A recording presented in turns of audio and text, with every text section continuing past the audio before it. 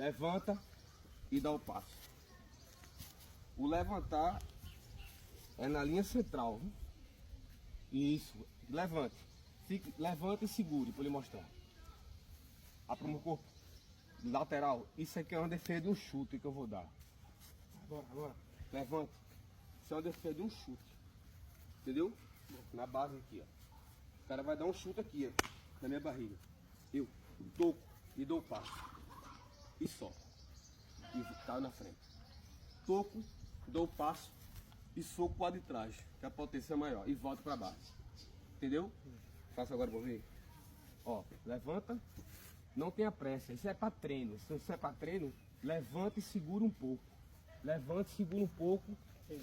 2. Levanta e segura um pouco. 3. Isso é para treino. Na hora da luta você é ligeiro. Diferente. Vá. Ó, 1. Vai.